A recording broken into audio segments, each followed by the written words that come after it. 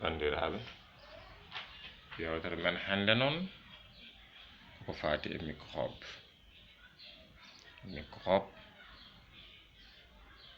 yalti koye helmere français wiyetede bio-organisme.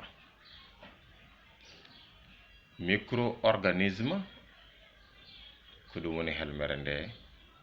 Micro woni ko famɗi, organisme woni ko gandanɗa ko wuuri, ko waɗi wonki. Micro-organisme noon helmere nde rendi fottitina wonti microbe. Microbe woni ko famɗi.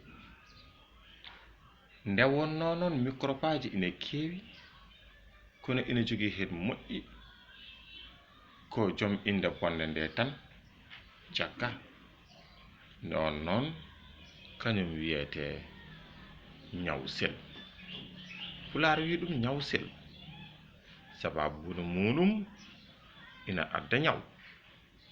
Sikki ala natat e neɗɗo wayla ɗum senda ɗum e cellal muɗum, e on tuma tina rafi wiye rafi cellal, sabu won ko rafa e cellal makko ngal noon sababu muɗum ko ngel ɗon ɓingel ñawsel ngel ganduɗa ala ko yiyata ɗum.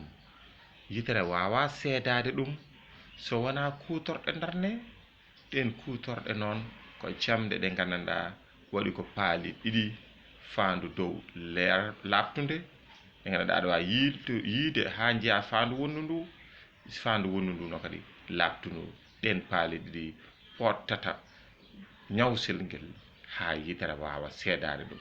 So mala ɗum yitere mere tan wawa seedade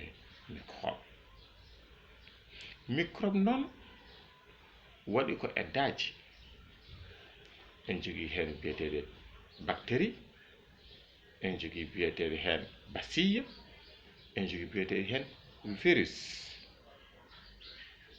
Mabɓo heewi addude ɗum ko biyeteɗo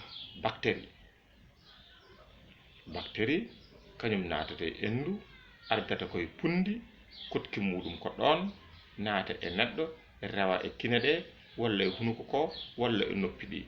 Manam rewata koye gudde e guite, naata ya jooɗo e ɓerde walla e goddol, adda ñaw o wona yeru makko.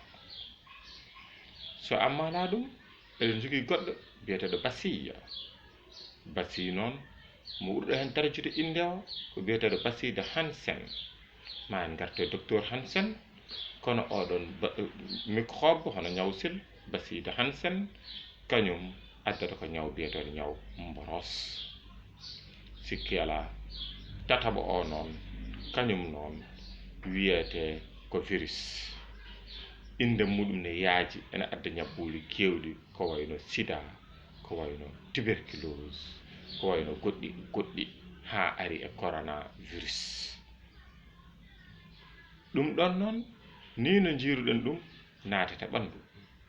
Won hen koɗata koye nder leydi, ɗum waɗi so neɗɗo gañima naata e nder ɓandu muɗum rokka ɗum ñaw joɗɗo ɗum wiyete tétanos. Goɗɗi ɗi kañumen goni koye e leydi tan iroto, kañumne gadda ɓuuɓe, gadda ɗaale. Goɗɗi ɗi goni koye ndiyam no paali ni, ɗin dokkata jentinoje.